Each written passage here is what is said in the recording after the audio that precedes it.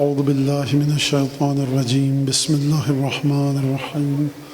الحمد لله الذي جعل الحمد مفتاحا لذكره وسببا للمزيد من فضله ودليلا على آلائه وعظمته، ثم الصلاة والسلام على عبده وأمين وحيه وخاتم رسله سيدنا ومولانا بالقاسم محمد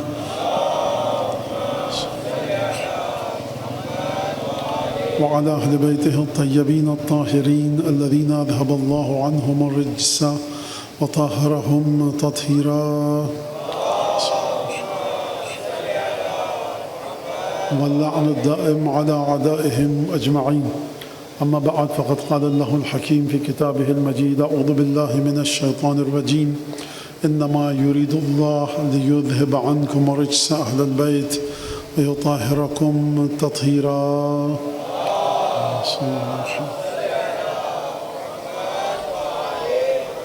آیت تطہیر اور اس کا تسلسل، یعنی آیت تطہیر کس انداز سے زمانے کے ساتھ ساتھ آگے بڑھے گی، اور آیت تطہیر جو قرآن مجید میں نازل ہوئی سورہ احزاب میں، ہر زمانے میں اس کے افراد موجود ہوں گے۔ اس سلسلے میں نے آپ کے سامنے سورہ ابراہیم کی آیت پڑھی کہ جس میں پروردگار عالم کا ارشاد ہو رہا ہے: الف لام را، حبیب دیکھو، کتاب انزلناہ الیک، یہ قرآن، یہ کتاب ہم نے تم پر نازل کی، لتخرج الناس من الظلمات الی النور، تاکہ تم حبیب تم لوگوں کو اندھیروں سے نکال کر نور کی طرف لاؤ۔ اور اس کا مطلب یہ ہے کہ حبیب خدا کا وجود ضروری ہے، رسول خدا کا وجود ہدایت کے لیے ضروری ہے۔ اور آیت تطہیر ہم کو کیا سمجھاتی ہے؟ اس کا تسلسل ہم کو سمجھاتا ہے کہ ہر زمانے میں کوئی ایسا ہو کہ جو ہو بہو رسول کی تصویر ہو۔ کس معنوں میں رسول کی تصویر ہو؟ ایسا نہیں کہ وہ اپنے زمانے کا ایک اور نبی ہو۔ نبوت رسول خدا پر ختم ہو چکی۔ قرآن مجید نے فرمایا، دیکھو، ما کان محمد ابا احد من رجالکم ولکن رسول اللہ و خاتم النبیین، محمد تم میں سے کسی مرد کے باپ نہیں ہے، رسول خدا ہیں اور خاتم النبیین ہیں۔ نبوت ان پر ختم ہو چکی، لیکن سید الشہداء، امیر المومنین، امام حسن، امام حسین، جناب سید ساجدین اور امامت کے تسلسل تک آئیے۔ یہ تسلسل کس طرح سے آگے بڑھے گا؟ کیوں ضرورت پیش آئی اس کی؟ اشکال یہاں سے، اعتراض یہاں سے، سوال یہاں سے آیا کہ اگر قرآن مجید کہہ رہا ہے کہ حبیب تم نکالو گے، کل کی تقریر کا ذرا خلاصہ پیش کر دوں تاکہ آپ کے ذہن اس طرح متوجہ ہو جائیں۔ حبیب تو چلے گئے، لتخرج کو آپ قرآن سے ہٹا دیجئے، تو پھر کون ہے جو قرآن کے ساتھ ہدایت کی طرف لے کر آئے؟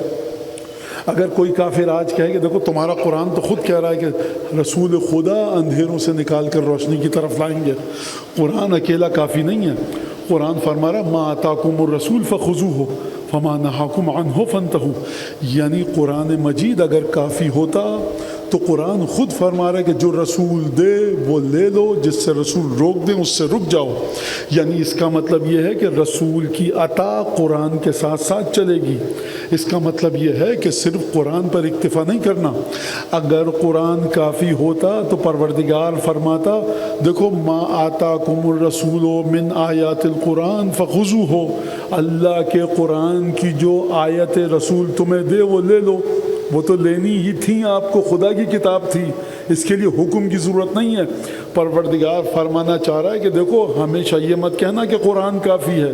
اگر قرآن کافی ہوتا تو ہم کیوں کہتے کہ کچھ چیزیں ایسی ہیں جو تم کو قرآن میں نہیں دکھائی دیں گی؟ لہٰذا ما آتاکم الرسول فخذوہ وما نہاکم عنہ فانتہوا، جو رسول دے اس کو لے لو، جس سے رسول روک دے اس سے رک جاؤ۔ اس کا مطلب یہ ہے کہ رسول خدا کی مرضی شامل ہے۔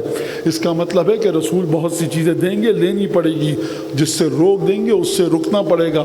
تو اب رسول خدا جو چیز جتنی مدت کے لیے دیں، رسول خدا جو چیز جتنی مدت کے لیے دیں، رسول خدا نے فرمایا اب نوجوان بچے بیٹھے ہیں، مجھے اس طرح سے گفتگو کرنے دیجئے، جو میرے ہم عمر ہیں یا مجھ سے کچھ چھوٹے ہیں یا کچھ بڑے، تو نوجوانوں کے لیے عرض کر رہا ہوں۔ رسول نے آپ کو نماز دی، روزہ دیا، ایک حد معین کر دی نماز کی.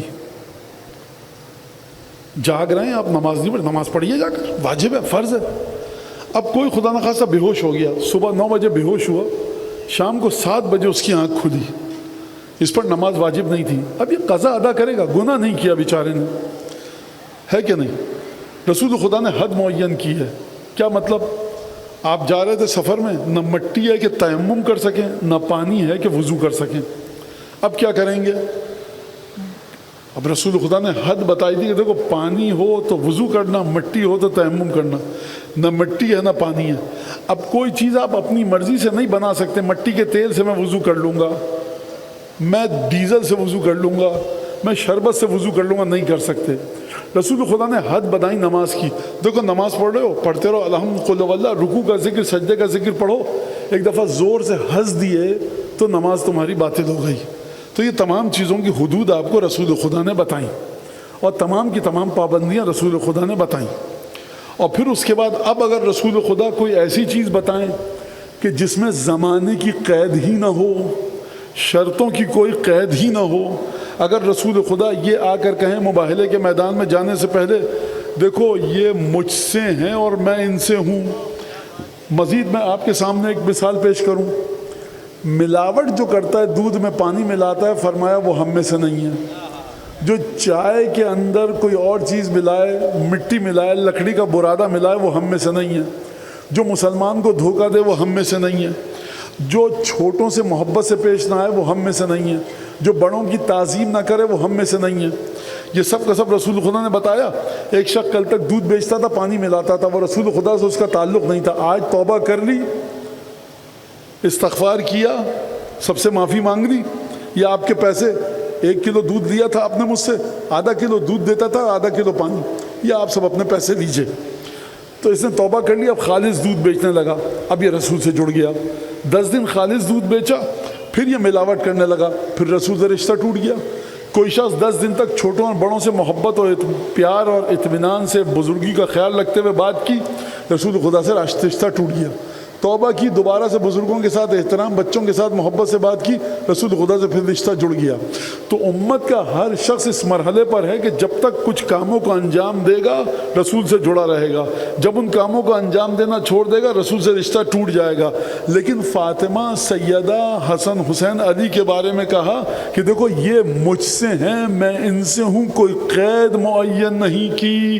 یعنی ان کی ذات کے بارے میں اپنی عقل سے مت سوچنا، رسول کی سیرت کے ذریعے سمجھو. تمہارا رشتہ ہم سے کبھی ٹوٹ سکتا ہے، کبھی جڑ سکتا ہے. یہ چاروں ایسے ہیں کہ ان کا رشتہ اس انداز کا ہے کہ کبھی ہم سے نہیں ٹوٹے گا. کیوں نہیں ٹوٹے گا؟ یہ میرے نور سے بنے ہیں، یہ میرے وجود سے بنے ہیں، یہ میری طینت سے بنے ہیں، یہ میرے نور سے خلق ہوئے ہیں. جب یہاں تک بات آئی تو اب اس کے بعد یہ بات واضح ہو گئی، لِتُخْرِجَ النَّاسَ مِنَ الظُّلُمَاتِ إِلَى النُّورِ، کہ رسول جب چلے جائیں گے تو ہدایت کس صورت میں ملے گی؟ سیدہ کی صورت میں ملے گی، امیر المومنین کی صورت میں ملے گی، جناب ختمی مرتبت کے جانے کے بعد حسن حسین کی صورت میں ملے گی. اور یہ تسلسل سلسلہ اسی طرح سے چلتا رہے گا. اور یہ کہاں تک جائے گا سلسلہ؟ آپ کو اپنی عقل سے فیصلہ کرنے کا حق نہیں ہے، مجھے اپنی عقل سے فیصلہ کرنے کا حق نہیں ہے. یہ سلسلہ کہاں تک جائے گا؟ فرمائی یہ سلسلہ وہاں تک جائے گا. کہاں تک جائے گا؟ فرمایا کہ میرے بیٹے حسن عسکری کے وجود سے میرا آخری بیٹا پیدا ہوگا، اور اس کا نام میرے نام کی طرح ہوگا. میرا نام ہے محمد، 12ویں امام کا نام بھی محمد ہوگا. خلقہ خلقی، اسمہ اسمی، اس کا نام میرے نام کی طرح ہے. اس کا اخلاق میرے اخلاق کی طرح نہیں ہے، اس کا اخلاق میرا اخلاق ہے. یعنی آیہ تطہیر جس کا آغاز مدینے میں مباہلے سے پہلے ہوا تھا، یہ سلسلہ چلتا رہے گا. کہاں تک جائے گا؟ یہ سلسلہ جا کر رکے گا حجت ابن الحسن صاحب العصر والزمان تک.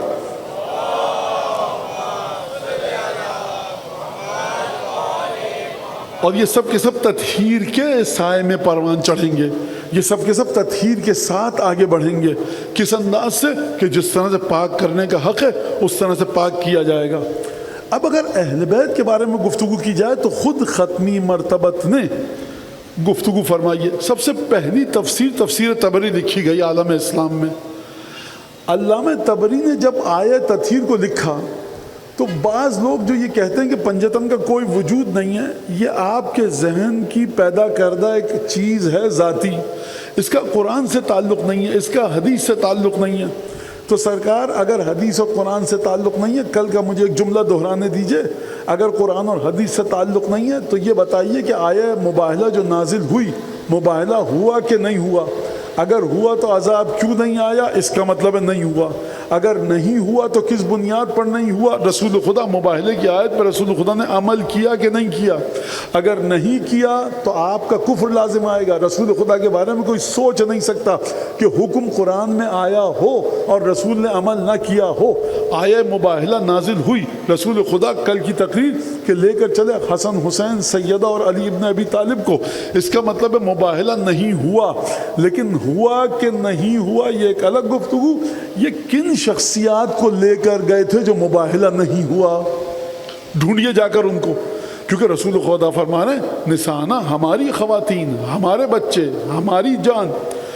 جب حجاج ابن یوسف نے ایک مومنہ کو بلایا، کہا کہ میں نے سنا ہے کہ تم رسول خدا کے شاگردوں پر علی کو افضلیت دیتی ہو۔ رسول خدا کے بڑے عظیم الشان شاگرد گزرے، رسول خدا سے قرآن سیکھا، تفسیر سیکھی، عبادتیں سیکھی، جنگوں میں رسول خدا کے ساتھ رہے صحابہ کرام۔ کہا کہ تم سب سے افضل علی کو مانتی ہو؟ کہا غلط، میں تو علی کو افضل نہیں مانتی۔ کہا مجھے یہ بتایا گیا ہے کہ تم رسول کے تمام ساتھیوں سے علی کو افضل مانتی ہو۔ کہا میں نہیں مانتی افضل، میں انبیاء سے افضل مانتی ہوں علی کو۔ اس نے تمہیں غلط اطلاع دی گئی ہے۔ کہا یہ تو غلط بات تھی، اس سے بڑی غلط بات یہ ہے کہ کیوں مانتی ہو؟ کیا تم نے قرآن نہیں پڑھا؟ کہا کہ پڑھا ہے۔ تم کہاں سے گفتگو کرنا چاہتی ہو؟ کہا آیہ مباہلہ نہیں پڑھی، انفسنا و انفسکم۔ یہ بتاؤ خدا نے جب قرآن میں ارشاد فرمایا کہ حبیب ان سے کہو کہ یہ اپنی جانوں کو لے کر آئیں اور تم اپنی جانوں کو لے کر جاؤ، خدا نے لفظ استعمال کیا تھا انفسنا، ایک سے زیادہ جانوں کو لے کر آؤ۔ اگر علی کے علاوہ رسول کی جان کوئی اور ہوتا تو علی اس کو لے کر جاتے۔ آیت نے جمع کا لفظ استعمال کیا تھا، مفرد کا لفظ استعمال نہیں کیا تھا۔ یعنی جتنی جانیں ہیں حبیب مدینے سے اکٹھی کرو، لے کر چلے جاؤ۔ حبیب نے پورے مدینے میں دیکھا، پوری دنیا میں دیکھا، پوری کائنات میں دیکھا۔ جانیں اگر ایک سے زیادہ ہوتی رسول لے کر جاتے، کیونکہ واجب تھا۔ اگر خدا پوچھے گا حبیب خدا سے اے مصطفیٰ ہم نے کہا تھا جانوں کو لے کر جاؤ، تم یہ ایک علی کو لے کر کیوں گئے؟ تو حضرت ختمی مرتبت کا جواب آئے گا پروردگار کروں تو کیا کروں، پورے مدینے میں دیکھا علی کے علاوہ اپنی جان کوئی نظر نہ آئی۔ لہٰذا یہ جو تسلسل ہے، یہ ہم اتنی تسلسل آیت تطہیر کی بات کیوں کر رہے ہیں؟ تاکہ لتخرج الناس من الظلمات الی النور سمجھ میں آئے۔ اور پھر اس کے بعد علماء اسلام نے جو آیت تطہیر کے سلسلے میں گفتگو کی ہے، علماء اسلام نے جو اہل بیت کے سلسلے میں گفتگو کی ہے، وہ بڑی عجیب گفتگو کی ہے اور کس طرح سے فضیلتوں کو لکھا ہے۔ اور پھر ختمی مرتبت کی حدیثیں ہیں ساری، یہ علامہ ہلی کے جملے نہیں ہیں، یہ شیخ مفید کے جملے نہیں ہیں، یہ شیخ طوسی کے جملے نہیں ہیں، یہ خود رسول خدا کی زبان مبارک سے بیان کردہ احادیث ہیں جو علماء نے اپنی کتابوں میں لکھی ہیں۔ اور کس طرح سے بیان کیا؟ خدا نے پروردگار عالم نے قرآن میں حضرت موسیٰ کے معجزات کو بیان کیا، خدا نے قرآن میں حضرت عیسیٰ کے معجزات کو بیان کیا، خدا نے قرآن میں جناب نوح کا تذکرہ کیا، جناب ہود کا تذکرہ کیا، جناب صالح کا تذکرہ کیا۔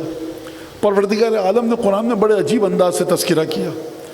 ہم جناب موسیٰ کے ایک واقعے پر اشارہ کریں، اور اگر انشاءاللہ وقت بچا تو پھر میں جناب نوح کے سلسلے میں گفتگو کروں گا، آپ کے سامنے پیش کروں گا۔ اس سے پہلے دیکھیے گفتگو خشک ہوگی، ذرا برداشت سے کام لیجیے آپ لوگ، ٹھیک ہے؟ اور اب بہرحال میں کیا کروں، آپ ذرا سا جس حد تک ہو سکا میں گفتگو کو آسان، سہل اور جاذب اور دلچسپ بنانے کی کوشش کروں گا تاکہ ہمارے نوجوان بچے خوب غور سے اور دلچسپی کے ساتھ سن سکیں۔ سوال یہ ہے کہ خداوند تبارک و تعالیٰ نے انبیاء کا ذکر کیوں کیا؟ مجھے تو حضرت عیسیٰ کی شریعت پہ نہیں چلنا، کیوں کیا؟ مجھے حضرت موسیٰ کی شریعت پہ نہیں چلنا، نوح کی شریعت پہ نہیں چلنا، مجھے کسی کی شریعت پہ نہیں چلنا، تو ان کا ذکر کیوں کیا؟ ذکر اس لیے کیا کہ دیکھو یہ تمام کے تمام انبیاء تھے مصطفیٰ سے ادنا۔ جو مصطفیٰ سے ادنا ہے، جو سرکار ختمی مرتبہ سے نچلے مرتبے پر ہے، عیسی ابن مریم، وہ مردے کو زندہ کر رہا ہے۔ جو ختمی مرتبہ سے نچلے درجے پر نبی ہے، نوح، وہ معجزے کے ذریعے جب ہر چیز پانی میں غرق ہو جائے گی اور ڈوب جائے گی، وہ اپنے معجزے کے ذریعے کشتی میں سوار ہو کر سب کی جانوں کو بچا رہا ہے۔ جو حضرت ختمی مرتبہ سے ادنا اور نچلے درجے پر جناب موسیٰ ہیں، وہ لاٹھی مار رہے ہیں، سمندر میں شگاف آ رہا ہے۔ جو جناب ختمی مرتبہ سے ادنا درجے پر ہیں، جناب صالح، دعا کر رہے ہیں، ان کی اونٹنی آ رہی ہے، اونٹنی کو لوگوں نے ذبح کیا، عذاب آیا، سب ختم ہو گئے۔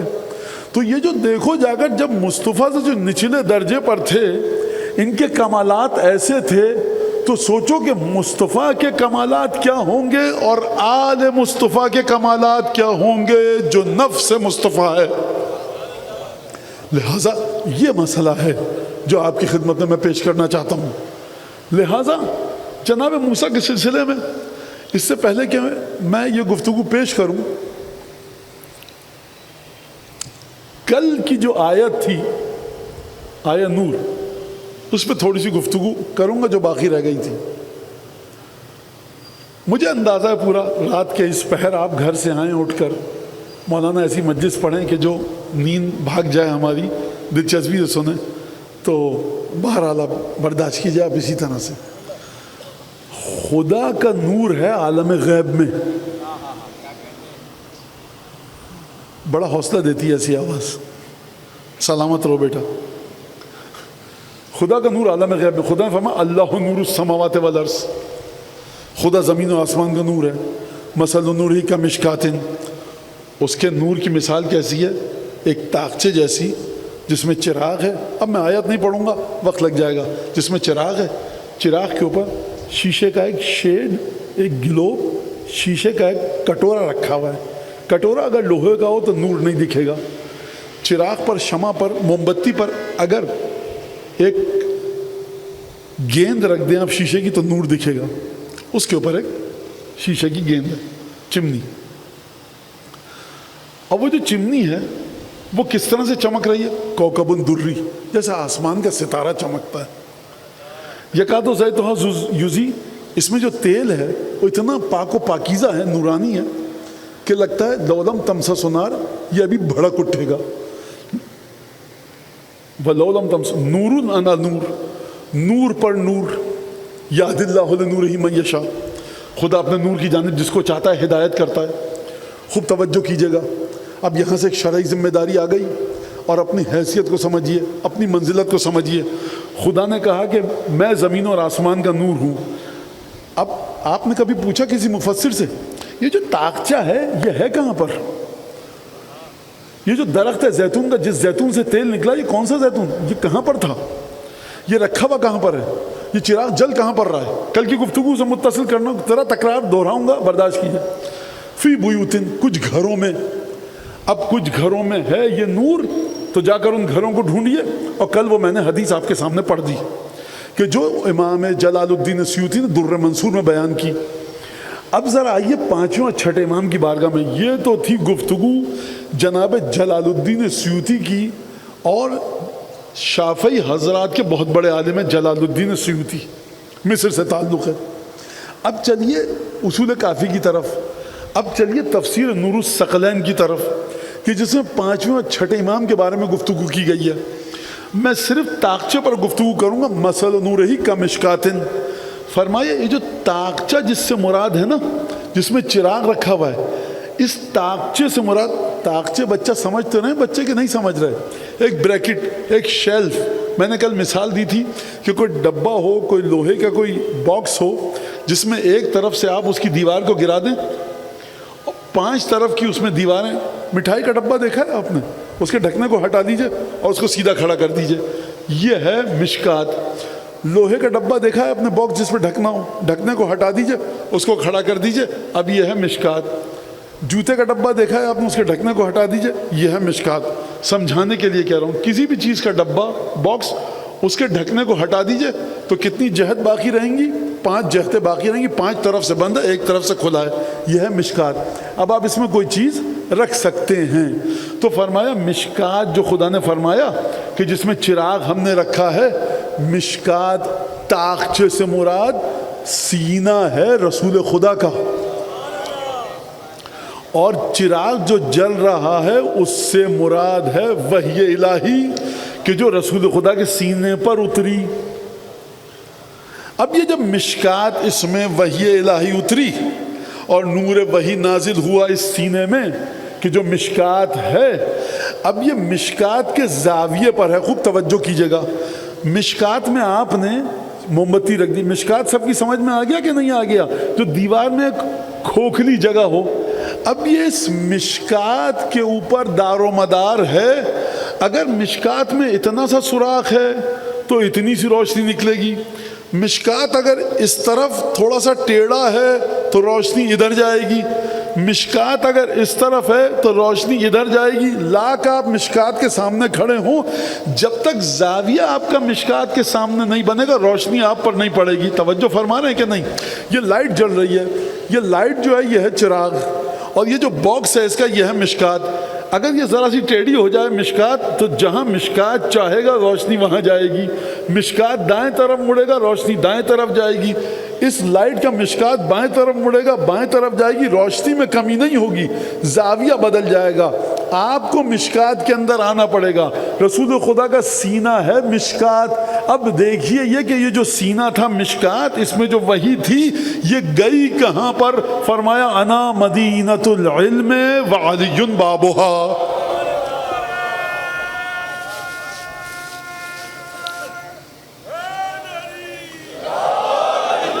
یعنی دیکھو تم نے میرے پیچھے نمازیں پڑھی، تھوڑی سی روشنی پڑی ہے، تم نے مجھ سے قرآن سیکھا، تھوڑی سی روشنی پڑی ہے۔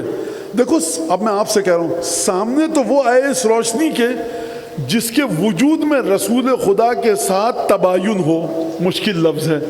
سامنے وہ آئے طاقچے کے جس کا وجود الگ ہو، رسول کا وجود الگ ہو۔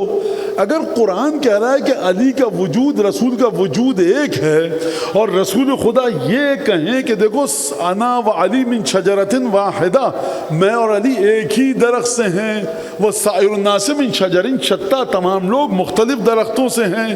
اس کا مطلب ہے کہ یہاں پر علی ابن ابی طالب کو ضرورت نہیں ہے کہ اپنے آپ کو نور رسول خدا کے سامنے لے کر آئے، بلکہ حقیقت وجود علی ابن ابی طالب کا نام ہے رسول خدا کی نورانیت۔ اور اگر آپ یہ کہیں کہ علی ابن ابی طالب نے کس طرح سے چیزوں کو سیکھا تو چل کر نہج البلاغہ پڑھیے، 10 دفعہ آپ یہ روایت سن چکے ہیں۔ فرمایا جب میں بچپنے کی کیفیت میں تھا تو رسول خدا مجھے غار حرا میں لے کر جاتے تھے۔ جب غار حرا میں لے کر جاتے تھے وَكَانَ يَرْفَعُ لِي كُلَّ يَوْمٍ مِّنْ أَخْلَاقِهِ الْكَرِيمِ، رسول خدا ہر روز اپنے کریم اخلاق کا پرچم میرے سامنے نصب کرتے تھے، کہتے تھے علی اس طرح سے یہ کام کرو جو تم اس کو سکھا رہا ہوں۔ جناب امیر المومنین نے کیا فرمایا؟ جب آپ کسی کو سبق دیتے ہیں، کسی ایکسرسائز کا مشق کا حساب پڑھا رہے ہیں، پہلا سبق پہلا درس لیسن نمبر 1 بچے کو سکھاتے ہیں، 1 ہفتہ لگتا ہے، 3 دن 4 دن بچہ پریکٹس کرتا ہے، آپ کہتے ہیں اچھی طرح سے آ گیا، سمجھ میں آ گیا، ٹیسٹ لیتے ہیں، اب چلو دوسرے درس پر آؤ، 2-3 دن لگاتے ہیں، پھر چوتھے درس پر آؤ، پھر 5ویں درس پر آؤ۔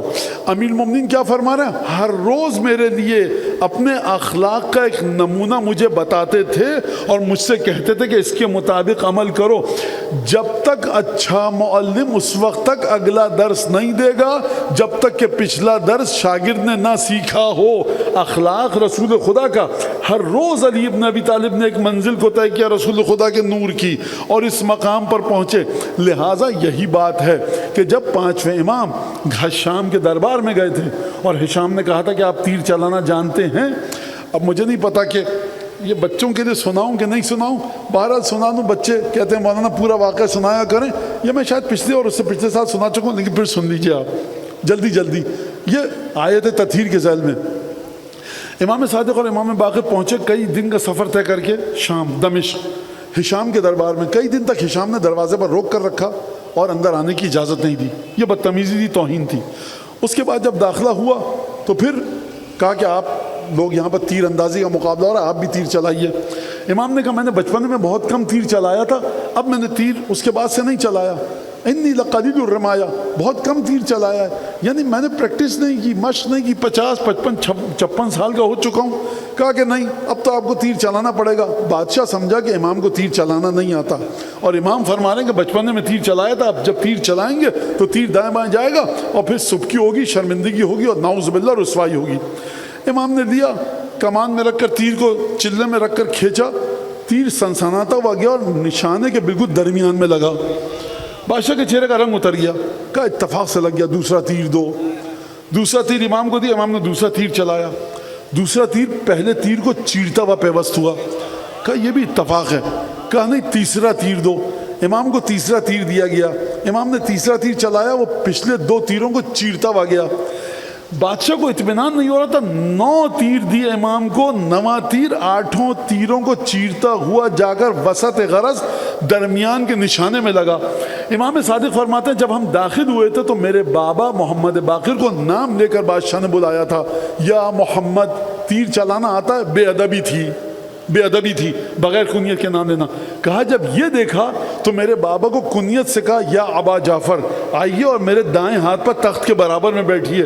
کہا آپ کا بیٹا جعفر صادق بھی تیر چلانا جانتا ہے؟ کہا ہم نے کمال کو ورثے میں اپنے بابا سے دیا۔ کہا یہ کون سا کمال ہے کہ آپ نے ورثے میں بابا سے دیا؟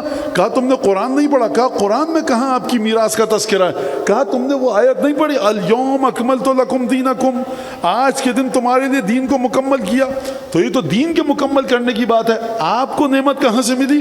کہا اگلا ٹکڑا تم نے نہیں پڑھا، وَأَتْمَمْتُ عَلَيْكُمْ نِعْمَتِي، اب یہ میرا جملہ ہے، سن لیجئے، امت کے لیے نعمت الگ انداز سے تمام ہوئی، رسول کے بچوں کے لیے نعمت الگ انداز سے تمام ہوئی۔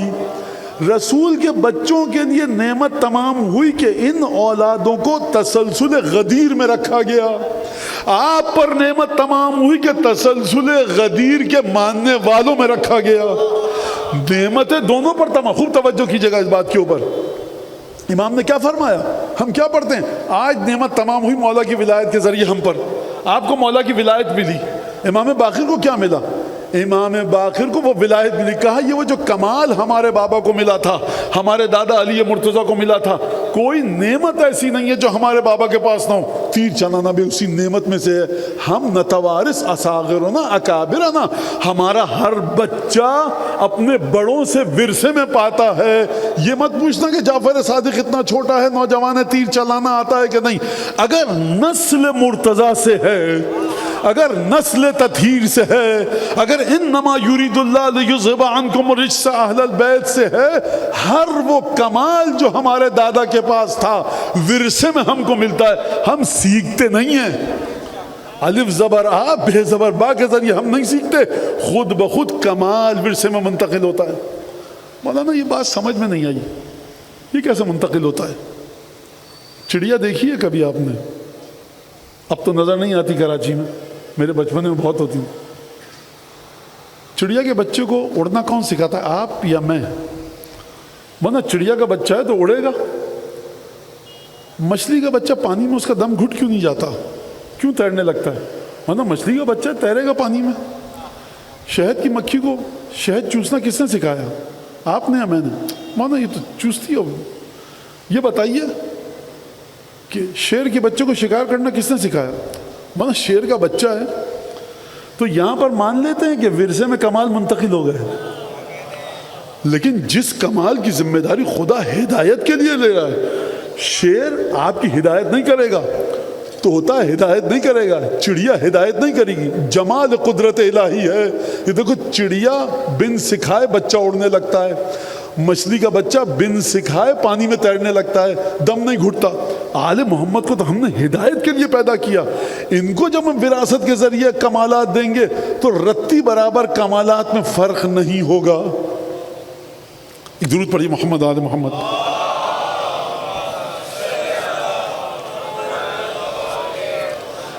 جناب موسیٰ کی قوم نے، قرآن میں 2 مقامات پر یہ واقعہ موجود ہے، جب جناب موسیٰ کی قوم نے گناہ کیا تو توبہ کا مقام آیا۔ جب توبہ کا مقام آیا، کہا کیا کیا جائے؟ کہا کہ موسیٰ اپنی قوم کو جمع کرو اور یہ دروازہ ہے اور اس دروازے میں سے نکلو اور ادخلوا الباب سجدا وقولوا حطۃ نغفر لکم خطایاکم وسنزید المحسنین. ایک دروازہ ہم نے بنایا موسیٰ یہاں پر، نکلو اس دروازے سے، اپنی قوم سے کون نکلیں. بلند ترین عبادت کون سی ہے؟ قنوت، قیام، رکوع، سجدہ. بلند ترین عبادت سجدہ ہے. قرآن میں سجدہ واجب ہے. ائمہ، انبیاء، اولیاء شکرانے سجدہ شکر. یہاں تک ہے کہ میں ترجمہ پڑھوں گا، عربی نہیں پڑھوں گا. اقرأ باسم ربک الذی خلق، اے حبیب سجدہ کرو اور ہمارے نزدیک آتے جاؤ. رکوع کے مرحلے پہ نہیں کہا خدا نے کہ رکوع کرو نزدیک آؤ. قنوت کے مرحلے پہ سجدہ عجیب قرب کی کیفیت ہے. بات سمجھ میں آ رہی ہے؟ سجدے سے بالا تر کوئی عبادت نہیں ہے. کہا موسیٰ اپنی قوم کو بلاؤ، کہو کہ قولوا حطۃ نغفر لکم خطایاکم ادخلوا الباب سجدا. یہ دروازے میں سے گزریں اور سجدہ کرتے ہوئے جائیں. پروردگار سجدہ تو کر لیں گے، ذکر کیا پڑھیں؟ کہو حطۃ، گرا دے. کیا گرا دے؟ گناہ گرا دے. بالا ترین عبادت ہے سجدے میں سبحانک یا لا الہ الا انت، لا الہ الا انت سبحانک انی کنت من الظالمین، سبوح قدوس لا الہ الا اللہ والحمد للہ. کچھ نہیں کہو. عربی کا لفظ کو گرا دے. یہ گرا دے کون سی تسبیح ہے بھائی؟ ہم کہہ رہے ہیں کہو گرا دے، ہم گرا دیں گے. یہی ہے بندگی، یہی ہے اللہ کے حکم کو ماننا. سجدہ بالا ترین عبادت ہے، لیکن دیکھو حطۃ، گرا دے گناہوں کو، یہ کہتے ہوئے جاؤ. پروردگار کوئی ذکر بتا اچھا سا، سبحان اللہ والحمد للہ لا الہ الا اللہ استغفر اللہ. گرا دے، یہ کیا گرا دے؟ پروردگار نے کہا دیکھو بالا ترین عبادت ہے. اچھا حطہ نہیں کہیں گے تو اب قرآن میں حشر کیا ہوا سن لیجئے. کہا موسیٰ یہ دروازہ رکھو، ان سے کہو ادخلوا الباب سجدا وقولوا حطۃ نغفر لکم خطایاکم. دروازے سے گزرو گے سجدہ کرتے ہوئے، ادھر گزرو گے نہیں، حطۃ کہو گے گناہ معاف ہو جائیں گے. خدا امتحان لے رہا ہے. اب آپ کی سمجھ میں نہ آئے کہ حسین بن علی پر گریا گناہ کیسے معاف کرواتا ہے، تو جا کر حطہ والی آیت پڑھ لیجئے. لہٰذا یہ آئے خدا نے کہا فبدل الذین ظلموا قولا غیر الذی قیل لهم. وہ لوگ جو ظالم تھے نا، انہوں نے شیطانی کی، انہوں نے شرارت کی. جب دروازے سے گزرے سجدہ تو کر لیا، حطہ نہیں کہا. کیا کہا؟ حطہ کہا، نقطے کا اضافہ کر دیا. کہا حنطۃ، گندم. مذاق اڑایا خدا کے حکم کا. خدا نے فبدل الذین ظلموا قولا غیر الذی قیل لهم، جو کہا گیا تھا ظالموں نے اس لفظ کو بدل دیا. تو ہم نے کیا کیا؟ فَأَنزَلْنَا عَلَيْهِم مِّنَ السَّمَاءِ رِجْزًا بِمَا كَانُوا يَفْسُقُونَ. گناہ جو کیا نا انہوں نے، کار حرام کیا. پروردگار ہنتا کہہ دیا، سجدہ تو کر لیا. سجدے سے بڑی آیت کیا؟ آواز آئے گی قدرت کی. سجدہ کرنے کا بھی حکم تھا، حطہ کہنے کا بھی حکم تھا. تم نے ہمارا مذاق اڑایا، نقطے کا اضافہ کر دیا. آسمان سے اب عذاب آئے گا تو سرکار نقطے کا اضافہ کرنے پر عذاب آ جائے گا، تسلسل تطہیر کو چھوڑنے پر کیا آئے گا؟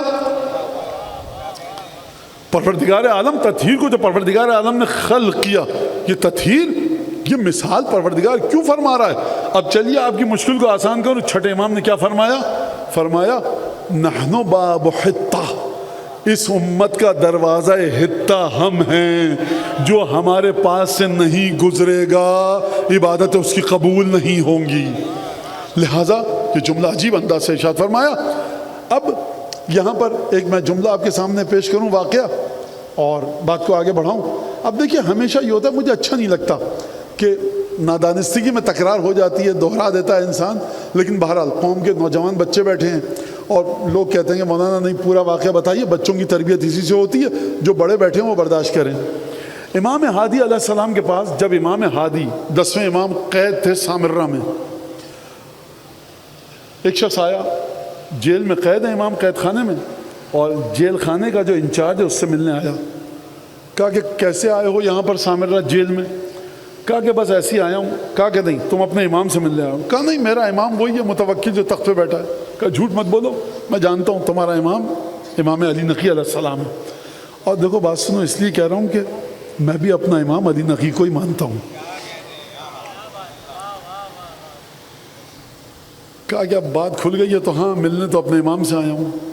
کہا کہ ابھی مت جانا، ابھی بادشاہ کی طرف سے بادشاہ کے نوکر آئے ہوئے رپورٹنگ ہو جائے گی کہ یہ کیوں ملنے آیا تھا، مشکل ہو جائے گی. چلے جائیں گے پھر بھجوا دوں گا. اچھا بھائی سکون سے بیٹھ گئے. جب چلے گا آ جاؤ، بھیجا امام کے پاس. السلام علیکم رسول اللہ. امام نے سلام کا جواب دیا، احوال پرسی ہوئی کہ ابن رسول اللہ ایک حدیث کا مطلب پوچھنے آیا ہوں آپ سے. دیکھیے آپ سے کہا جاتا ہے کہ امام قید خانے میں تھے، لوگ خاموش رہے. یہ شیعہ جو تھے اس زمانے کے وہ ملعون تھے، امام کو قید خانے سے نہیں چھڑایا. حکم امام کیا تھا؟ یہ جو لوگ امام سے سوال کرنے آ رہے ہیں، امام نے کبھی کہا کہ تم ہم کو قید خانے سے چھڑواؤ؟ یا امام کا حکم تھا کہ دیکھو خبردار؟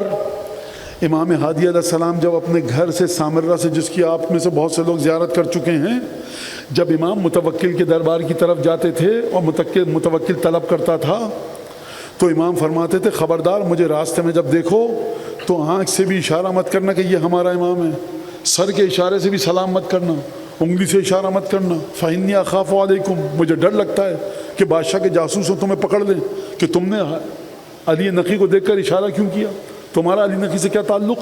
لہٰذا اپنی جان بچاؤ، ہمیں سلام مت کرو، خبردار. اور اس کے بعد دوسرا واقعہ سن لیجئے. امام نے اپنا خط دیا اور تیل کے کنستر میں اس زمانے کے اور لکڑی کے اندر چھپا کر دیا کہ اس کو جا کر لے جاؤ. یہ شخص گیا راستے میں، کسی سے مت بھیڑ ہوئی، بحث ہوئی، وہ اپنی سواری کو روک کر کھڑا تھا، لڑ پڑا، جھگڑ پڑا. ایک دفعہ لکڑی اٹھا کر ماری، لکڑی کھل گئی، اس میں سے خط گرا، جلدی سے خط رکھا، لکڑی کو بند کیا اور گیا خط دینے کے لیے. جب آیا امام ناراض ہوئے، امام علی نقی علیہ السلام. کہا یہ کیوں کی حرکت؟ کہا یا ابن رسول اللہ وہ غلط بات کر رہا تھا. مجھے نہیں پتا کس دل سے میں یہ روایت آپ کے سامنے اب یہ جملہ پیش کروں. امام نے کہا وہ تو تمہارا رستہ روک کے کھڑا تھا نا.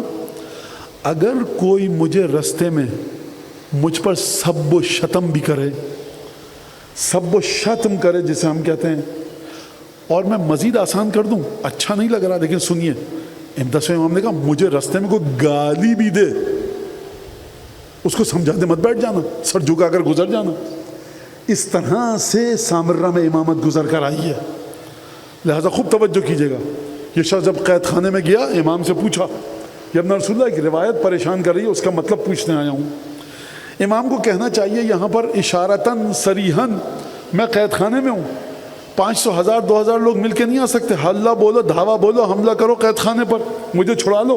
کیونکہ 2025-26 میں لوگ کہیں گے جتنے شیعہ تھے سب کے سب ملعون تھے، بیکار تھے، امام کو کیسے نہیں چھڑایا. حکم امام کو دیکھیے، جو امام آپ سے مطالبہ کر رہا ہے، جو امام آپ سے چیزیں مانگ رہا ہے، اس کو دیکھیے. متوکل نے اپنے زمانے میں سید الشہداء کی قبر پر پانی چھوڑ دیا، اطراف میں کھیتی اگا دی، درخت اگا دیے کہ لوگ نہ آئیں. امام علی نقی علیہ السلام موجود ہیں. امام نے کبھی کسی سے کچھ کہا کہ جا کر بادشاہ سے لڑائی کرو، بادشاہ سے ٹکرا جاؤ؟ اگر کہا تو مجھے بتائیے. امام نے کیا کیا؟ جامع کبیرہ سکھائی، زیارت کا طریقہ سکھایا، سید الشہداء کی زیارت پر کیسے جاؤ سکھایا، کس طرح سے زندگی گزارو یہ سکھایا. امام کا جو حکم ہے اس کے مطابق آپ عمل کیجئے. اپنے ذہن سے امام کی سیرت سے احکامات کو مت نکالیے.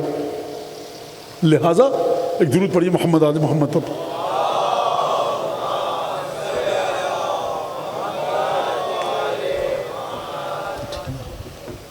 لہٰذا امام کے پاس آیا اور کہا کہ ابن رسول اللہ ایک روایت تنگ کر رہی ہے. آپ کو روایت کی پڑھی ہوئی ہے، آپ بچوں کو وضو غسل سکھا رہے ہیں، اصول دین فروع دین سکھا رہے ہیں، قرآن سکھا رہے ہیں، دنیا کہاں سے کہاں پہنچ گئی. یہ امام کا راوی ہے، کتنی دور کا سفر طے کر کے روایت کا معنی سمجھنے کے لیے آیا ہے. مطلب یہ ابن رسول اللہ کیا روایت بتاؤ؟ کہا روایت یہ ہے کہ لا تعاد الايام فتعادیکم، دنوں سے دشمنی مت رکھنا ورنہ دن تم سے دشمنی رکھیں گے. کیا مطلب؟ امام نے فرمایا اس کا مطلب وہ نہیں جو تم سمجھ رہے ہو. فرمایا دن ہم ہیں، دن ہم ہیں. کیا مطلب؟ جمعہ کا دن 12ویں امام کے لیے، ہفتے کا دن رسول خدا کے لیے، اتوار کے دن جناب سید امیر المومنین کے لیے، پیر کا دن امام حسن امام حسین کے لیے، اسی طرح سے منگل کا دن امام سجاد امام محمد باقر امام جعفر صادق کے لیے، ہر ہفتے کا دن ہے. ہمارے جد کی مراد یہ ہے کہ ہم دن ہیں. اب میں ذرا گہری بات کرنے والا ہوں. پہلا دن آپ کا کیا تھا؟ پہلے دن کا نام تھا مومنین کے علی ابن ابی طالب. یہ دن کتنا طویل تھا؟ 63 برس کی عمر تھی اس دن کی. اور امامت کتنے سال چلی؟ 10 ہجری سے لے کر 40 ہجری تک 30 برس کا دن تھا. امام حسن دوسرا دن تھا. کتنا طویل دن تھا یہ؟ 10 سال کا دن تھا. یہ وہ دن نہیں ہے جو 24 گھنٹے کے ہوتے ہیں. 40 ہجری سے 50 ہجری 10 سال امام حسن کی امامت چلی. آپ کا تیسرا دن کون سا تھا؟ حسین ابن علی. یہ کتنے گھنٹے کا تھا؟ یہ گھنٹے کا نہیں تھا, یہ 10 سال کا دن تھا. آپ کا چوتھا دن کون سا تھا؟ سید ساجدین. اس دن کی دورانیہ کتنا تھا؟ کتنے گھنٹے کا تھا؟ یہ دن گھنٹوں کے نہیں ہوتے. یہ 60 ہجری سے شروع ہوا, 95 ہجری 35 سال چلا. اس کا اگلا دن کون تھا؟ اس کے اگلے دن کا نام تھا محمد باقر. یہ کتنے دن چلا؟ یہ 19 سال چلا. اس کا اگلا جو دن تھا اس کا نام کیا تھا؟ جعفر صادق. وہ کتنے دن چلا؟ وہ دن نہیں چلا, وہ 33 برس چلا. علی نقی ایک دن کا نام ہے. کتنے گھنٹے کا یہ دن تھا؟ یہ دن گھنٹے کا نہیں تھا, یہ 33 برس چلا. یعنی کیا مطلب؟ یعنی آپ کس دن میں ہیں, آپ کس مہینے میں اس وقت ہیں. ایک مہینہ ہے کیلنڈر کا, مت کہیے گا مولانا ہم جون میں ہیں, جولائی میں ہیں, 2026 میں ہیں. یہ جو آپ کا دن جس میں آپ جی رہے ہیں اس کا نام ہے حجت ابن الحسن. 1150 برس سے یہ دن چل رہا ہے.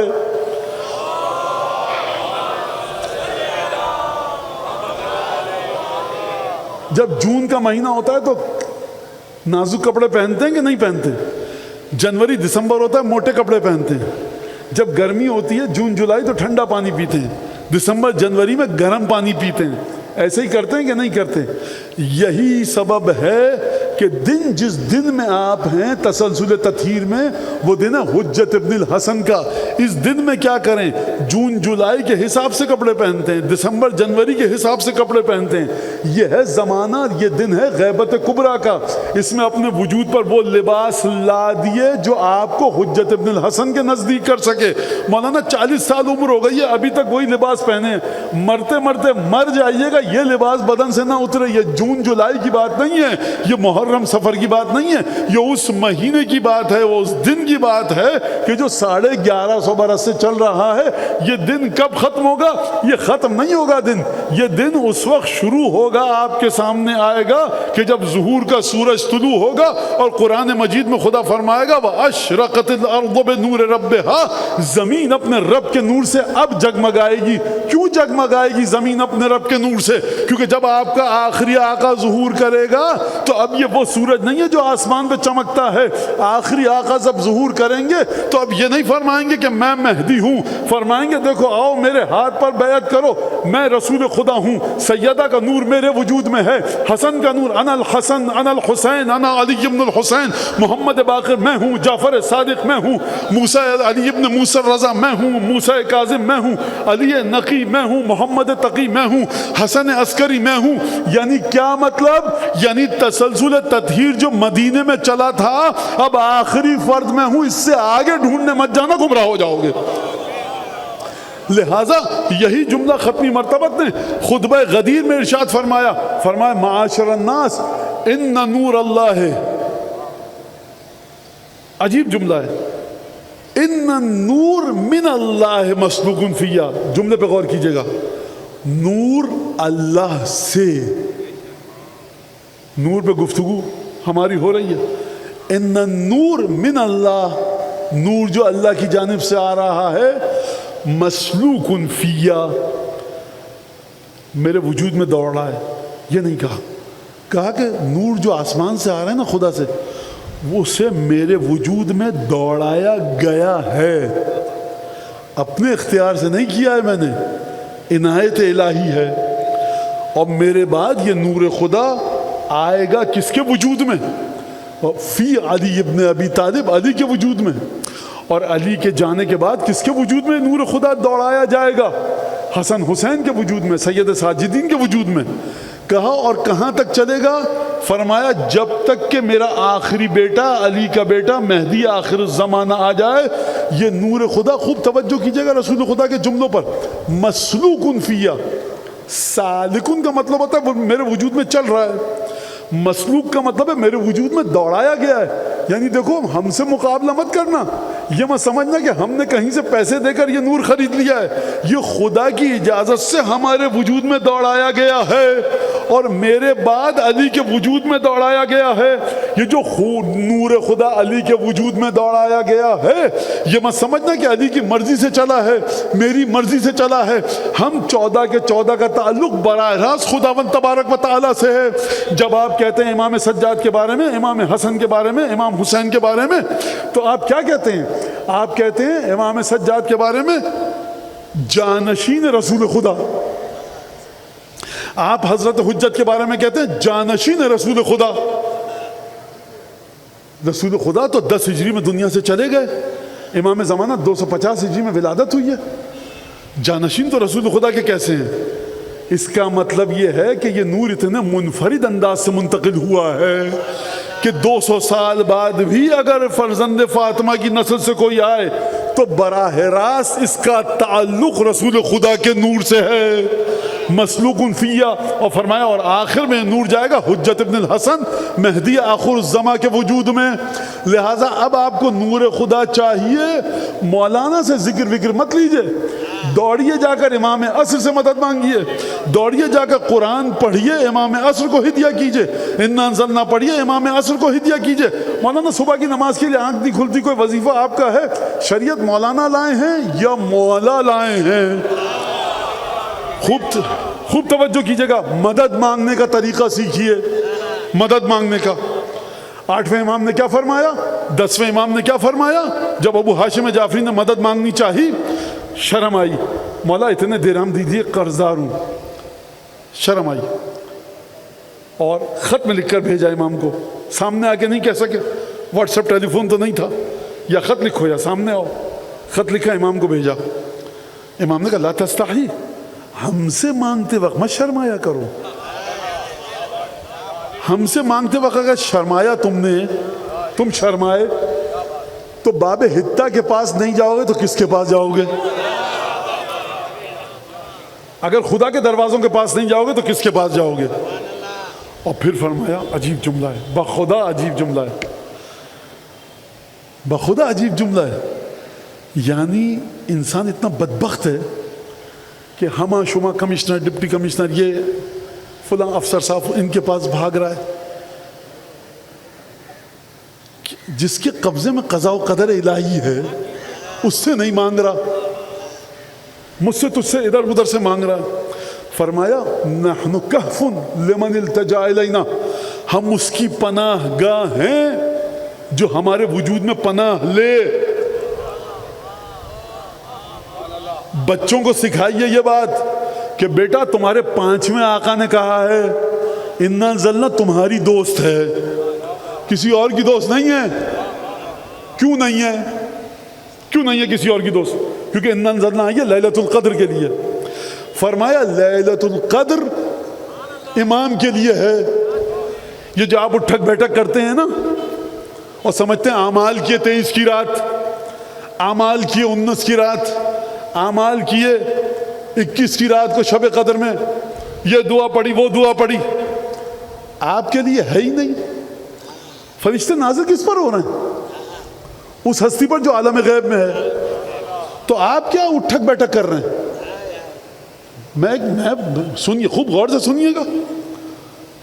صدر کی کال آئی چیف منسٹر کے پاس، آپ اچھلنے کودنے لگے، آپ سے کیا تعلق ہے؟ صدر نے کال کی چیف منسٹر کو، مولانا کچھ تو کہا ہوگا، آپ کے کام کا ہے نہیں، آپ کو پتا ہے کیا کہا؟ نہیں مولانا، پھر کیوں اچھل رہے ہیں؟ میرا سوال ہے، بڑے تلخ طریقے سے میں نے گفتگو کا آغاز کیا ہے، عقلی بات ہے بھائی، انا تنزل الملائکہ، تو ملائکہ نازل کر رہا ہے خدا، نازل ہو رہے ہیں ملائکہ، اور کس پر نازل ہو رہے ہیں؟ وقت کے امام پر۔ آپ سے کیا تعلق ہے؟ اس کا جواب دے کوئی مجھے، میری سمجھ میں نہیں آیا جب تک میں نے روایت نہیں پڑھی۔ فرمایا شب قدر علی کی ہے اور اس کے بعد حسن کی ہے۔ کیوں ہے بھائی؟ بچوں کے لیے کہہ رہا ہوں، ٹیلی فون کال کس کی ہوتی ہے؟ جس کے لیے آتی ہے۔ اس بھائی کا کسی مومن کا موبائل پڑا تھا، فون کی گھنٹی بجی، آپ نے ریسیو کر لیا، جی کون صاحب؟ میں فلانی۔ یہ میرے بھائی کا فون آپ کے ہاتھ میں کیا کر رہا ہے؟ وہ پڑا تھا، میں نے اٹھا لیا، فوراً دو میرے بھائی کو، ہے کہاں پر؟ وہ گیا ہوا تھا وضو کرنے باہر، شربت پینے، چائے سبیل پہ، میں نے اٹھا دیا۔ آپ کو تمیز نہیں ہے؟ دوسرے کا فون تھا، آپ نے اٹھا دیا۔ آپ سے کیا تعلق ہے اس کال کا، اس میسج کا، اس ٹیکسٹ کا، اس وائس کلپ کا؟ نازل کر رہا ہے خدا، فرشتے ہو رہے ہیں نازل، جا رہے ہیں علی کے پاس، امیر المومنین کے بعد حسن مجتبیٰ، اس کے بعد سبط اصغر، سید ساجدین، یہ 12 پر نازل ہیں۔ آپ کا تعلق ہے کیا؟ آپ کا تعلق یہ ہے کہ ہم جڑے ہیں ان تمام پیغامات سے کہ جو ہمارے امام پر نازل ہو رہے ہیں، اور آپ کو حکم دیا گیا کہ قرآن سر پر رکھ کر جب تک نہیں پڑھو گے بے علی بے فاطمہ، پروردگار اس ہستی پر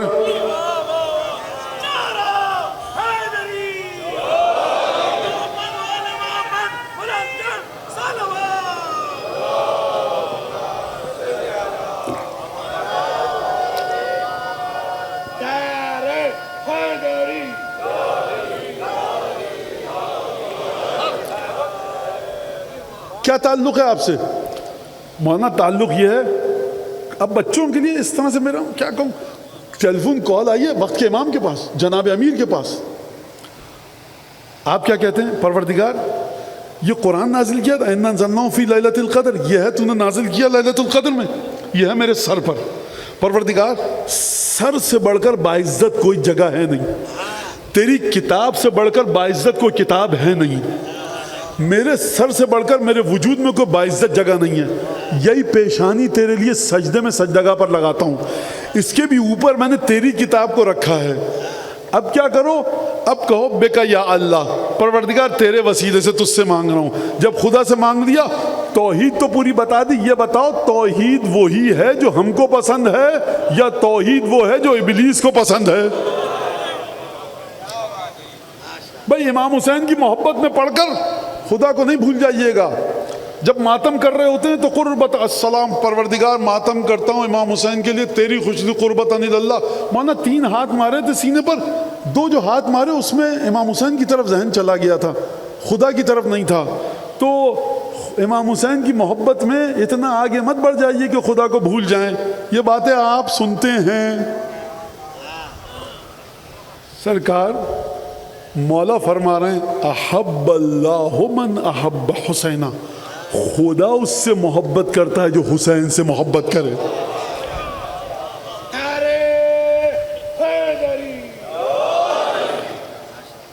لہذا سر پہ قرآن رکھا آپ نے اور کہنا شروع کیا بے علی بے فاطمہ بالحسن بالحسین۔ اس کا مطلب کیا ہے؟ پروردگار وہ جو تیری گفتگو ہوئی ہے نا امیر المومنین سے 30 سال تک، مجھے نہیں پتا ہر سال شب قدر میں کیا گفتگو ہوتی تھی، وہ جو سیدہ سے تیری گفتگو ہوتی تھی نا، مجھے نہیں پتا کتنے برس تک کیا ہوئی، مجھے نہیں پتا۔ حسن مجتبیٰ سید الشہداء سے جو تیری گفتگو 10 برس تک ہوتی رہی، مجھے نہیں پتا شب قدر میں امام حسن پر جب فرشتے نازل ہوتے تھے تو کیا کہتے تھے، مجھے کچھ نہیں پتا۔ بتایا ہوتا تو پتا ہوتا۔ 2 مقامات پر خدا نے یہ کام کیا، ایک شب قدر میں نہیں بتایا کہ فرشتے نازل ہوتے ہیں تو کیا کرتے ہیں، اور دوسرا جب حسن حسین کے جد بزرگوار علی ابن ابی طالب کے بڑے بھائی، والد بزرگوار سیدہ کے عالم غیب میں جب معراج پر گئے تھے نا، اور غیب میں جانے کے بعد خدا نے قرآن میں وَالنَّجْمِ إِذَا هَوَىٰ مَا ضَلَّ صَاحِبُكُمْ وَمَا غَوَىٰ، جب یہ آیت بھیجی، سورہ نازل کیا تو فرمایا اوحا الی عبدہ ما اوحا، اللہ نے اپنے حبیب کو وہ پیغام دے دیا جو دینا تھا۔ پروردگار خوب توجہ کیجیے گا، خوب توجہ کیجیے گا، وراثت پنجتن کو سمجھیے، وراثت امامت کو سمجھیے۔ اپنے امام جس کی چادر پہ بیٹھے ہو نا، دری پر، اس کی عظمت کو سمجھو۔ مردے کا ماتم کرنے نہیں آئے، اس کے لیے رونے آئے ہو کہ قضاء و قدر جس کے دست قدرت میں ہے، اس کا ماتم کرنے آئے جو تمہاری قسمتوں کو درست کر سکتا ہے۔ خوب توجہ کرنا۔ مجھے نہیں پتا کہ میں یہ بات منتقل کر پاؤں گا یا نہیں۔ زمین پہ جب فرشتہ آتا تھا، یہ مجھے لگتا ہے کہ کوئی بڑے خالص، کم از کم ایک تو کوئی خالص مومن یہاں پر ہے جو مجھے دعائیں دے رہا ہے، جس کی وجہ تقریر اس طرح چل رہی ہے، یقین کیجئے میں بالکل اپنے پہ بھروسہ کر کے نہیں آتا، بخدا واللہ باللہ تاللہ آپ کی دعاؤں پر بھروسہ کر کے آتا ہوں. اور آپ کی جو تشنگی ہے نا، وہ خدا کہتا ہے میاں آج تم مولانا ہو، تم بول لو، کل کوئی اور ہوگا وہ بول لے گا. جناب سیدہ امیر المومنین روایات میں آپ کے سامنے پڑھوں گا کتنی محبت کرتے ہیں اپنے فرزند کے عزادار سے. یہ جو محبت اگر آپ کو پتہ لگ جائے، مصائب امام حسین کے چھوڑ دیجئے، محبت اگر آپ کو پتہ لگ جائے کہ جناب سیدہ اپنے بیٹے کے عزاداروں سے کتنی محبت کرتی، بخدا گریہ تھمنے کا نام نہیں لے گا. کیا احسان ہے، حیثیت کیا، حقیقت کیا. جلدی سے چلیے اور مصائب کی طرف جاؤں میں. زمین پر جبریل آتے تھے، خوب توجہ کرنا عزیزوں، چندہ میرا بہت بچوں کو دیکھ رہا ہوں، غور سے توجہ کرنا. سمجھو علی مرتضیٰ یعنی کیا، سمجھو سید الشہداء یعنی کیا. نو کے نیزہ پہ قرآن پڑھا، یہ تمہارے لیے بڑی بات ہے حسین ابن علی. کوئی مجھے ایسا معجزہ لا کر دکھاؤ جو آپ کہیں یہ مولانا نے معجزہ دکھایا. کوئی ایسا معجزہ ہے ہی نہیں کہ جو حسین ابن علی کی ذات کے لحاظ سے بڑا اہم معجزہ ہو. کسی چیز میں اتنی طاقت ہی نہیں ہے کہ حسین ابن علی کی ولایت کی وسعت کو دکھا سکے. زمین پر جب فرشتہ آ رہا ہے تو کانوں میں چپکے سے قلب پر، اب وہ کس طرح سے نازل ہوتا تھا قرآن مجھے نہیں پتا، نازل کر کے جا رہا ہے. اگر اس ہم محفل میں رسول خدا کی ہوتے، فرشتہ آتا بتا کے چلا جاتا، آپ کو پتہ نہیں چلتا، بے فکر رہیے، نہیں سمجھ میں آتا. رسول خدا معراج میں گئے، پروردگار وہاں تو کھل کے بات کر لے، وہاں بھی خدا نے فرشتوں کو کانوں کان خبر نہیں ہونے دی، اپنے حبیب کو پیغام پہنچایا. وہ جو فرشتوں کو بھی کانوں کان خبر نہیں ہے نا، اس کا نچوڑ ہے آیہ مباہلہ، اس کا نچوڑ ہے آیہ تطہیر، اس کا نچوڑ ہے سیدہ کی عصمت، اس کا نچوڑ ہے حسین ابن علی اور حسن مجتبیٰ. لہذا خوب توجہ کیجیے گا اس بات کے اوپر، یہ مرحلہ ہے. تو کیا کہتے ہیں آپ قرآن سر پہ رکھ کر، بے علی بے موسیٰ ابن جعفر، بے علی ابن موسیٰ، بے محمد ابن علی، بے علی ابن محمد، بالحسن بالحجت. کیا کرتے ہیں، پروردگار مجھے نہیں پتا، یہ جو 12-14 کا نام لے رہا ہوں نا، مجھے نہیں پتا شب قدر میں ان پہ کیا تو نے پیغام بھیجے، کیونکہ میرا علم سمجھ ہی نہیں سکتا، سمجھ ہی نہیں سکتا. لیکن پروردگار یہ تجھ سے چاہتا ہوں، ان سے ضرور محبت کرتا ہوں، جب بھی تیرا پیغام ان کے پاس آئے نا اب شب قدر کو، مجھے ضرور کہیں نہ کہیں رکھنا. کس طرح سے رکھنا، حکم ہے، دعا ہے، روایت ہے. شب قدر میں اعمال کر لیے 23 کی رات، اب کیا کرو، اب کیا کرو، اب اس کو یاد کرو جو پردہ غیبت میں ہے. کس کو یاد کرو، 12ویں آقا کو. اب جتنا وقت ہے نا، اللہم کل ولیک الحجۃ ابن الحسن صلواتک علیہ وعلی آبائہ فی ہذہ الساعۃ وفی کل ساعۃ. پڑھ لیا مولانا صاحب، پڑھ لیا، دوبارہ پڑھو مولانا، 2 دفعہ پڑھ لیا، 3 دفعہ پڑھ لیا، جب تک وقت ہے پڑھتے رہو. مولانا کیوں؟ کیونکہ فرشتے تمہارے اسی امام پر نازل ہو رہے ہیں جس کا ذکر تم کر رہے ہو. سیدہ کی اولاد کی ایک عادت ہے، یہ کسی کا احسان رکھتے نہیں ہیں. یہ جب فرشتے نازل ہو رہے ہیں نا تمہارے وقت کے امام پر، اور تم اللہم کل ولی کے ذریعے اپنے امام کو یاد کر رہے ہو، تو یہ ہو نہیں سکتا کہ تم اپنے امام کو یاد کرو، تمہارا امام تمہیں یاد نہ کرے. یاد رکھنا، مصیبت میں امام سے مدد مانگنا سیکھو. یہ ہم مولوی لوگ تمہارا کوئی مسئلہ حل نہیں کر سکتے، یاد رکھنا. یہ لاکھ بلند بانگ دعوے کر لیں، یہ کراچی کی تمام بیواؤں کو 10 کلو آٹے کا وعدہ نہیں دے سکتے. یہ دنیا کے مسائل مولانا صاحبان صحیح کریں گے. یہ یتیم بچوں کو یہ نہیں کہہ سکتے بیٹا جب بھی سر کا درد ہو فون کرنا، پیراسٹامول دے دوں گا. یہ کراچی کے بچوں کے لیے یہ نہیں کر سکتے. مانگو مدد. یہ مولاناؤں کے چکر میں مت پڑو. میں خود مولوی ہوں اس لیے کہہ رہا ہوں، نہیں ڈر رہا. کوئی بیچارہ اور کہتا تو ڈرتا. مدد مانگنا سیکھو حجت ابن الحسن سے. مولا راستہ آپ کھولیے، مدد آپ فراہم کیجئے. بہت سے چہروں کو برائی کے آثار نظر آئیں، تل لگی یہ بات، مانو اس بات کو. حجت ابن الحسن کی طاقت کے آگے کسی کی طاقت ہے؟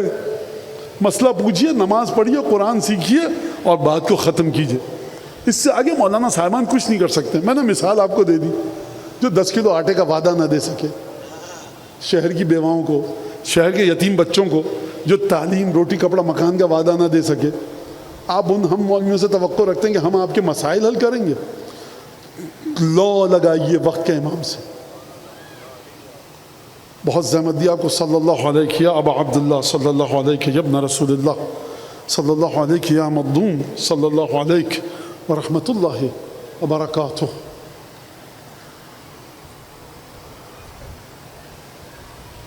آج اس شہزادے کا میں ذکر کروں گا کہ جس کی شہادت کا ایک پہلو حسین ابن علی سے بہت ملتا ہے. اپنی شہادت کے وقت حسین ابن علی تنہا تھے اور ابو طالب کا یہ پوتا اپنی شہادت کے وقت تنہا تھا. خط دے کر بھیجا سید الشہداء نے مسلم کو، یا اہل الکوفہ قد بعثت الیکم اخی وابن عمی ورجلا من اہل بیتی. اے کوفے والوں، میں نے اپنے بھائی کو تم تک بھیجا، با اعتماد بھائی ہے، اہل بیت سے ہے. مسلم نے بیعت لینا شروع کی.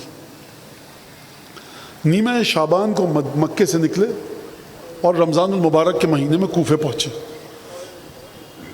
11 ذیقات کو خط لکھا امام حسین کو کہ مولا آپ کوفے آ جائیے، کوفے والے آپ کی میزبانی کے لیے تیار ہیں. اور 9 ذی الحج کو مسلم شہید ہو گئے. افواہ پھیلا دی گئی کہ شام سے فوجیں آ چکی ہیں، جو مسلم کی حمایت کرے گا فوجیں اس کو قتل کر دیں گی. خواتین آتی تھیں، کوئی اپنے بھائی کا ہاتھ پکڑ کے لے کے جاتی تھی، کوئی اپنے شوہر کا، کوئی بیٹے کا، کوئی باپ کا.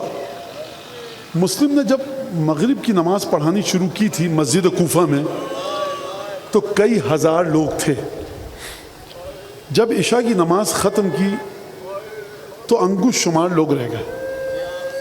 ایک دفعہ مسلم مسجد کوفہ سے نکلے اور کہا اب تم بھی اپنے اپنے گھروں کو چلے جاؤ، مسلم کو تمہاری ضرورت نہیں ہے.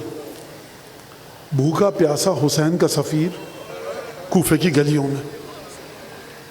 ایک دفعہ جب تھک گئے، سمجھ میں نہ آیا مسلم کہ اب میں جاؤں تو کہاں جاؤں. دروازے بند ہو چکے ہیں کوفے کے، مسلم باہر نکل نہیں سکتے. مسلم کسی کے گھر نہیں جا سکتے تھے. جس چاہنے والے کے گھر بھی جاتے سب کو پتا تھا یہ چاہنے والا حسین کا ہے. سب سے پہلے عبید اللہ وہاں آتا، اس چاہنے والے پر مصیبت آتی.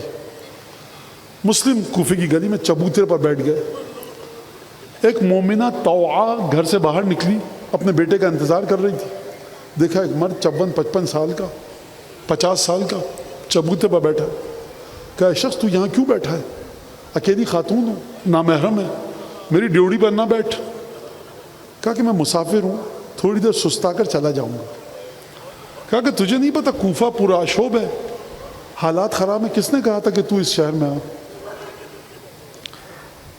کہا کہ اب مسلم نے جو جواب دیا، کہا میں اس گھرانے سے ہوں کہ جس کی مودت کو خدا نے قرآن میں واجب کیا. اب طوعا نے جب یہ سنا تو ذرا گھبرائی. کہا مزید تعارف کرائیے گا. مسلم نے کہا کہ میں مسلم ابن عقیل ہوں، فرزند رسول خدا کا سفیر ہوں.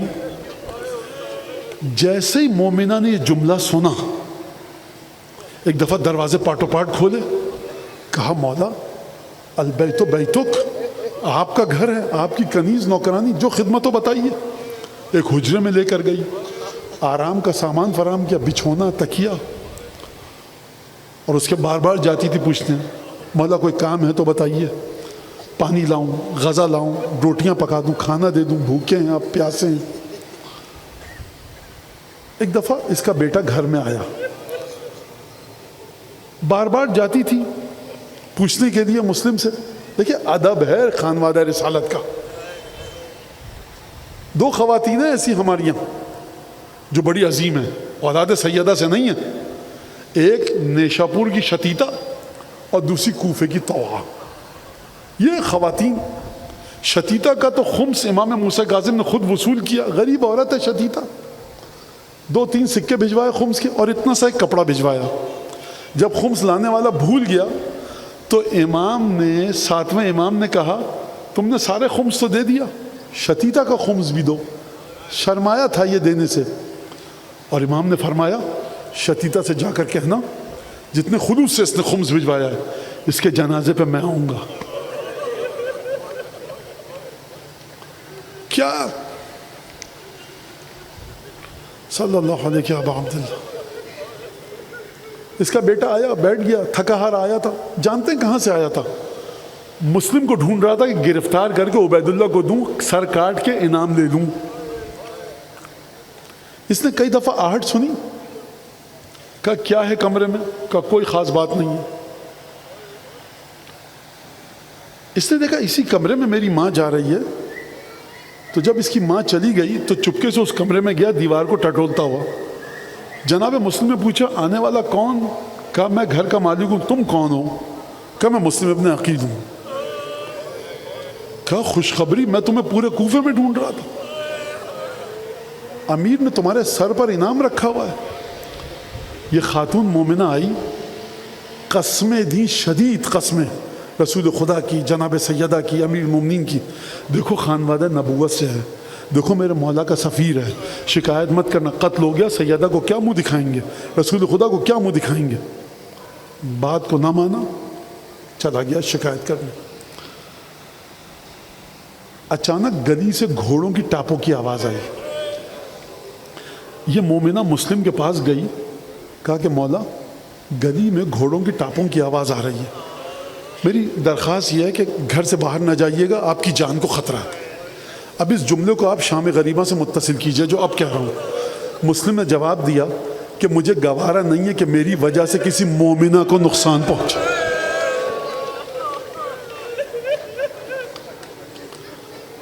گریے کی صدائیں آپ کی بلند ہوئیں. رسول خدا سے پوچھا جناب امیر المومنین نے, یا رسول اللہ یہ بتائیے آپ میرے بھائی عقیل سے محبت کرتے ہیں؟ کہا کہ دو محبتیں ہیں عقیل سے مجھے. کیسے؟ کہا ایک تو میرا چچا ابو طالب عقیل سے محبت کرتا تھا, اور دوسری محبت اس وجہ سے ہے کہ عقیل کی نسل سے ایک بیٹا پیدا ہوگا جو یا علی تیرے بیٹے حسین کی مدد کرتا ہوا شہید ہوگا.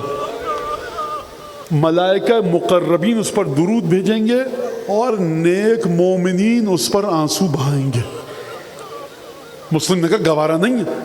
ایک دفعہ تلوار سونت کر گھر سے باہر نکلے اور فوجوں سے مقابلہ کرنا شروع کیا. کافی دیر تک مارکا چلا, مسلم کو دھوکے سے گرفتار کیا گیا. جانتے ہیں کیسے؟ رسی کے گولے بنائے گئے, آگ لگائی گئی, مسلم پر پھینکا گیا. یہ علامت اس بات کی ہے کہ محب کتنے فنا تھے اہل بیت میں. یعنی مسلم زبان حال سے کہہ رہے ہیں کہ بی بی زینب اگر آپ کے خیمے شام غریبہ میں جلیں تو کیسے ہو سکتا ہے کہ مسلم اپنے بدن پر آگ کی حدت کو برداشت نہ کرے. ہاتھوں کو باندھ کر دربار لے جایا گیا, سلم علی الامیر, عبید اللہ کو سلام کرو. مسلم نے سلام نہیں کیا. کہا مسلم اپنی وصیتیں کر لو. 3 وصیتیں کی, اور خود 3 وصیتوں پر گفتگو ہونی چاہیے. مسلم کا ایمان کیا تھا ان 3 وصیتوں سے سمجھ میں آتا. میں صرف ایک وصیت پر گفتگو کروں گا. پہلی وصیت, دوسری وصیت, تیسری وصیت فرمائی کہ دیکھو تیسری وصیت یہ ہے کہ میں 11 ذیقعات کو خط لکھ چکا تھا فرزند رسول کو کہ آپ کوفے آئیے. اب تم میں سے ایک کام کرے, کوئی حسین کو خط لکھ دو کہ اب رسول کی بیٹیوں کو لے کر کوفے نہ آئیے, اب کوفہ آپ کے آنے کی جگہ نہیں ہے. طوا کے گھر کے سامنے جنگ میں جس شخص کو مسلم نے شدید زخمی کیا تھا عبید اللہ نے کہا تو جا کر قتل کر اس کو. مسلم سیڑھیوں پر آگے, قاتل پیچھے, تلوار ہاتھ میں لے کر.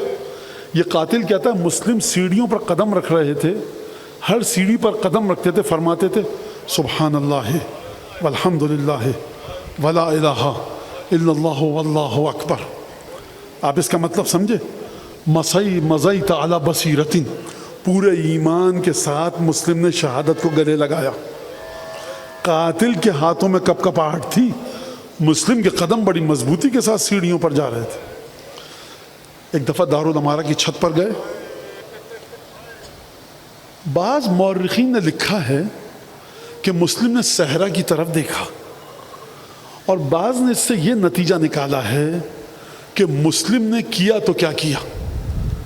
حسین نے ایک کام کیا گھوڑے سے زمین پر گرنے سے پہلے. ایک دفعہ کوفے کا رخ کر کے مورخین نے لکھا کہ مسلم ابن عقیل اور ہانی ابن عروہ کو یاد کیا. مورخین نتیجہ یہ نکالتے ہیں کہ یقیناً مسلم نے اپنی شہادت سے پہلے حسین کو یاد کیا, حسین نے اپنی شہادت سے پہلے مسلم کو یاد کیا. ایک دفعہ قاتل کی تلوار چلی, سر اقدس جدا ہوا, بدن کو مسلم کے دارالامارہ کی چھت سے زمین پر پھینکا گیا. آپ جانتے ہیں اس کا مطلب کیا ہے؟ اس کا مطلب یہ ہے کہ مسلم نے شہادت کے باوجود بھی وفاداری کی رسمیں نبھائی ہیں. یعنی اے مولا حسین, تیرا جسم تو عصر عاشور گھوڑے کی زین سے جب زمین پر گرے تو کوئی مدد کرنے والا نہ ہو, اور مسلم کا جسم زمین پر اس طرح سے نہ آئے. ایک دفعہ مسلم کا جسم زمین پر گرا. راوی کہتا ہے کہ میں نے مسلم کے جسم کو آویزاں دیکھا دروازہ کوفہ پر.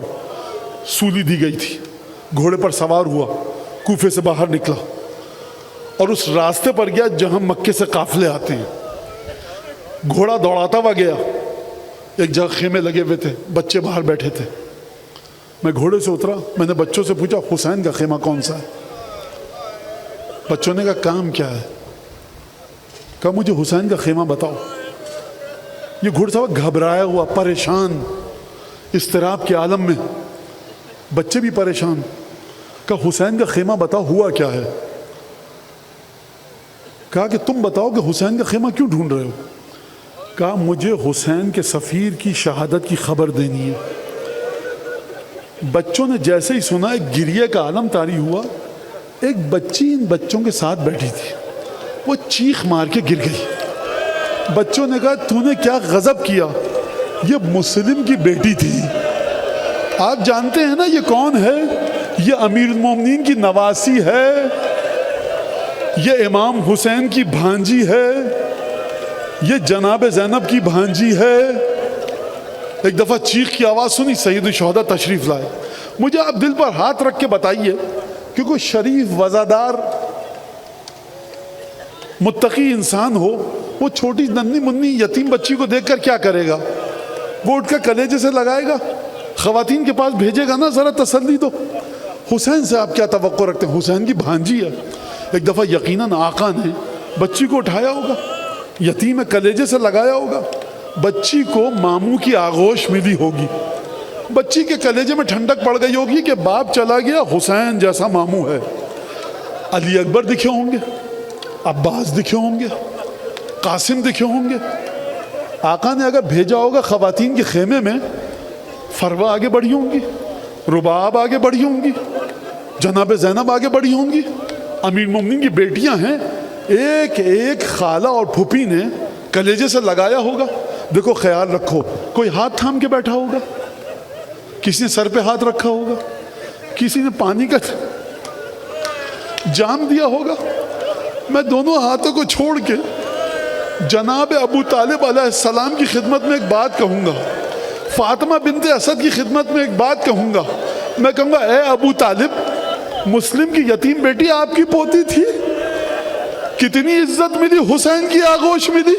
میں کہوں گا اے جناب ابو طالب, فاطمہ بنت اسد, کیا سکینہ آپ کی پوتی نہ تھی؟ کیا رقیہ آپ کی پوتی نہ تھی؟ مسلم کی یتیمہ کو حسین کی آغوش ملی, مسلم کی یتیمہ کو حسین کی باہیں ملی. لیکن افسوس ہے حسین کی یتیم بچی سکینہ کبھی شمر کے تماچے ہیں, کبھی کرتے کے دامن میں آگ لگی ہے. مسلم کی یتیمہ کو کبھی عباس اپنے پاس بلاتے ہوں گے, علی اکبر سر پر ہاتھ رکھتے ہوں گے, فروہ اور رباب تسلی دیتی ہوں گی. حسین کی یتیم بچی ہے, کوئی پناہ نہیں ہے, پکار رہی ہے چچا عباس, مدد کو آؤ بابا, مدد. حسین